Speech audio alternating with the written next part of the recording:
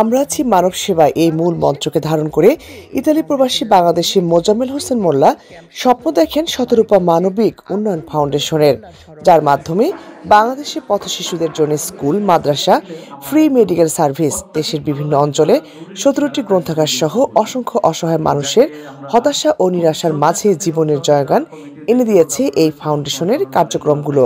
যে সমাজে মানুষ মানবতার বিভিন্ন কার্যক্রমগুলো থেকে সবসময় পিছিয়ে যাচ্ছে, আমি নতুন করে এগুলোকে কমিউনিটির বিশিষ্ট জনদেরকে আজকে ইনভাইট করে আজকের আয়োজনটা করার একটাই লক্ষ্য, কমিউনিটি যেন নতুন মানবিকতা নেক্সট প্রজন্মকেও শেখাইতে পারে।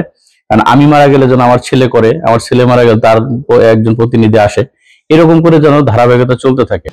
এই সংগঠনের কার্যক্রমকে গতিশীল ও দেশটিতে বসবাসরত বাংলাদেশি কমিউনিটিকে এই মানবিক কাজে অংশগ্রহণ করার আহ্বান জানিয়ে অনুষ্ঠিত হয়েছে একটি কর্মশালা।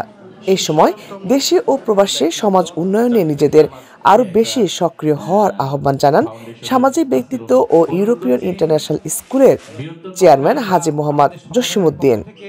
আমরা আঞ্চলিক যে সংগঠনগুলো আছে সেই আঞ্চলিক সংগঠনের নেতৃবৃন্দ প্রত্যেকে সেই দায়িত্বগুলো আপনাদের পালন করতে হবে, কারণ আঞ্চলিক সংগঠনের নেতৃবৃন্দ পারে সেই সমস্যাগুলোর সমাধান করতে।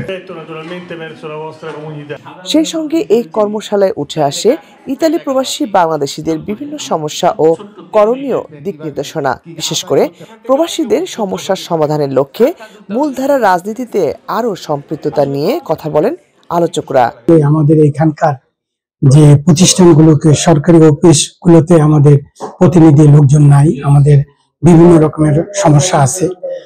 এই সমস্যাগুলো থেকে কিভাবে আমরা উত্তরণ পাইতে পারি, কিভাবে উন্নয়ন করতে পারি, তো এই ব্যাপারে আমি মনে করি আলোচনা আসছে যে আমরা এখানে যে রাজনৈতিক দল আছে এই দলগুলির সাথে আমাদের অংশগ্রহণ করার দরকার। বর্তমানে শতরূপা মানবিক ফাউন্ডেশন একটি বৃদ্ধাশ্রম নির্মাণের প্রকল্প হাতে নিয়েছে। আর একজন যদি মানবিক মানুষ হতে পারে, আমরা সবাই মানুষ, কিন্তু যত সময় পর্যন্ত মানবিক হচ্ছে না তাহলে মানুষের পূর্ণতা পায় না। মানুষের খেদমত করার জন্য, মানুষের পাশে দাঁড়ানোর জন্য শতরূপা ফাউন্ডেশন যে কর্মসূচি ঘোষণা করেছে, সত্যিকার অর্থেই এটা নিঃসন্দেহে একটা মহৎ উদ্যোগ। বর্তমানে আশ্রম নির্মাণ কাজ চলমান। লাবণ্য চৌধুরী, ৭১ ইতালি।